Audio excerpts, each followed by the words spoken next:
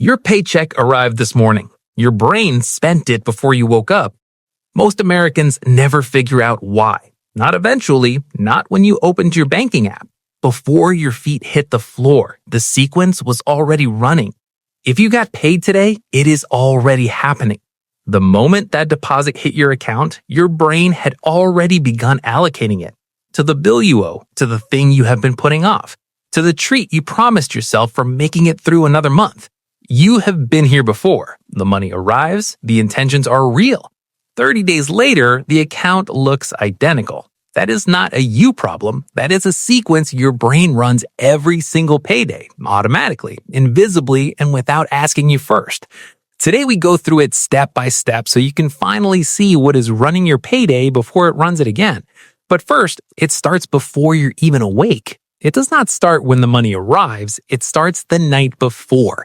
The evening before payday, your brain has already begun spending the money that does not exist yet.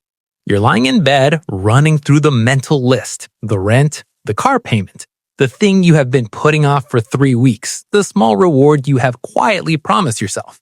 By the time you fall asleep, your brain has already allocated most of next month's paycheck, and the money has not moved yet. The transfer you planned to make the morning the money arrived, your brain already spent it the night before. This is the anticipation spend. Your brain treats expected income as already received and already spent.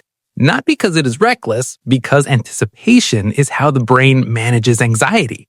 Running the numbers before the money arrives feels like control. What it's actually doing is spending the paycheck twice, once in your head the night before and once in reality the day after. The gap between those two spends is where your savings were supposed to live. By the time most people wake up on payday morning, they are already behind. Not because of anything they did, because of everything their brain planned while they were trying to sleep. And that's just the first 30 seconds. What happens in the next hour is where the real damage is done. The notification arrives. Direct deposit confirmed. Your brain does not read that notification as information, it reads it as relief. This is the relief reflex. The moment financial pressure releases, your brain interprets the release as permission. Not permission to save, permission to exhale. And exhaling in your brain's financial vocabulary means spending something. It doesn't have to be large. It rarely is. A coffee order on the way to work, a small online purchase you had in a saved cart. Each one feels like a natural response to the relief of payday. Each one is your brain converting the arrival of money into the immediate consumption of money before a single intentional decision has been made. You did not plan these purchases. You did not budget for them, but they feel so natural, so earned that they don't register as decisions at all.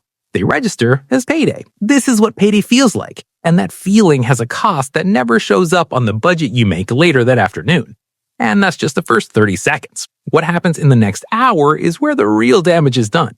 Within the first hour of payday, your brain runs what is essentially a triage system for your income. First come the obligations, rent, mortgage, utilities, the non-negotiables. Your brain processes these with satisfaction, not dread. Paying them feels like responsibility. It feels like being an adult. The satisfaction of clearing obligations is its own small reward, and your brain collects it. Then come the near obligations, the things that are not technically due yet but feel urgent. The credit card minimum, the thing you owe someone, the subscription that renews in 2 days. Then come the intentions, the savings transfer you meant to make, the investment contribution you planned, the emergency fund deposit you've been thinking about. And here, the allocation cascade stalls. Because by the time your brain reaches the intentions, the satisfying work is done. The obligations are handled. The near obligations are managed. The relief of payday has already been partially spent. And the intentions, which require sacrifice rather than relief, feel less urgent than they did the night before. This is the allocation cascade. Your brain processes income in a sequence that guarantees obligations get paid, comfort gets purchased, and intentions get deferred. Every single payday in the same order, without you deciding that is how it should work. Your intentions are always last in line. Relief is expensive. By midday on payday, your brain has entered what behavioral economists call the permission window. The obligations are handled, there is money in the account. The familiar financial anxiety of the last few days before payday has left it. And your brain, which has been in scarcity mode for the final stretch of the previous month, now swings in the opposite direction. Scarcity made everything feel tight. Permission makes everything feel possible. This is when the slightly larger purchases happen. The lunch that costs more than usual because you deserve it today. The item you have been looking at online that now feels affordable because the account is full. The yes to the social plan you would have declined last week because today you can. None of these feels like financial decisions. They feel like payday, and your brain is not wrong that you worked hard. The problem is that the permission window doesn't know how long the money needs to last. It only knows that the anxiety is gone and the account is full. The permission window closes when the account balance reminds your brain that scarcity is returning. You will feel it before you check the number. Permission does not know how long the money has to last. Somewhere in the afternoon of payday, you open a notes app or a spreadsheet or a fresh page in a notebook, and you make a budget. The budget looks good. It always looks good on payday afternoon. The income is real. The categories are reasonable. The savings line is larger than last month. The numbers balance. What the budget does not include is everything that already happened this morning. The relief purchases, the allocation cascade, the permission window spending. The budget is built on the income that arrived, not the income that remains. And by the time you finish making it, the gap between those two numbers is already significant. This is not a budgeting failure. This is the brain's timing problem. The budget arrives after the sequence has already run. It is written on payday afternoon, as if payday morning did not happen. And because it looks balanced and responsible, it creates the feeling of financial control, which makes the brain less vigilant about the spending that happens for the rest of the day. You did not fill your budget. Your brain completed its sequence. Those are two very different problems. But the sequence is not finished yet. The most expensive part of payday happens after the budget is closed. By evening on payday, the sequence has one final stage to run. The obligations are handled, the permission window spending happened, the budget was made and felt good, and now in the comfort of the evening, your brain makes its last payday allocation. The comfort allocation is not planned. It never is. It is the spending that happens when the day's financial activity has created both the relief of money arriving and the mild guilt of money already leaving. That combination, relief and guilt together, is one of your brain's most reliable spending triggers. The relief says you can afford something nice tonight. The guilt says you already spent more than you planned, so what is one more thing? And together, they create the evening purchase that feels like self-care. The delivery order, the streaming upgrade, the online cart that has been sitting open since yesterday. You're not rewarding yourself tonight. You are paying to make the guilt of the day's earlier spending feel less uncomfortable. Your brain has converted financial anxiety into a reason to spend more, and has done it so smoothly that the purchase feels like rest rather than cost.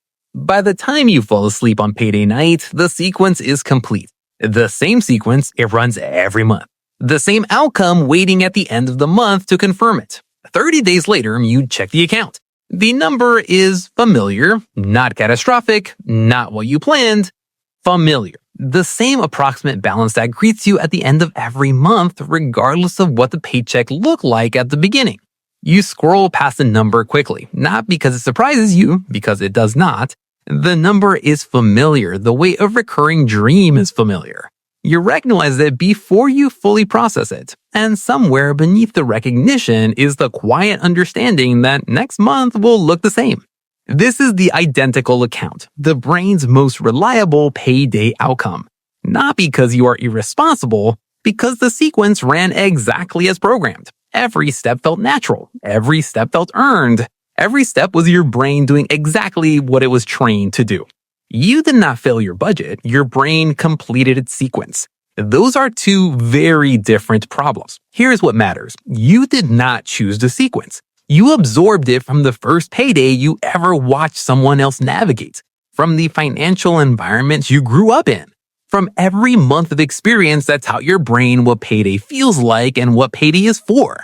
The sequence is not a character flaw, it is a program. And programs can be interrupted, but only once you can see them running in real time. You now know the sequence by name: the anticipation spirit, the relief reflex, the allocation cascade, the permission window, the budget that never lands, the comfort allocation, the identical account. 7 steps, 1 payday, running the same way every single month without your permission. You do not spend your paycheck. You spend what your brain already spent. The next time that deposit notification arrives, before your feet hit the floor, you will feel the sequence begin. And for the first time, you will know exactly what is happening and why.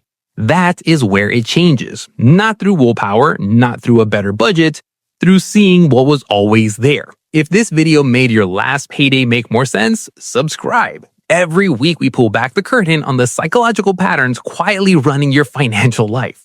And next week, we go deeper into the one payday behavior that costs more than everything else combined. Because your brain does not just spend your paycheck, it spends the one you haven't earned yet.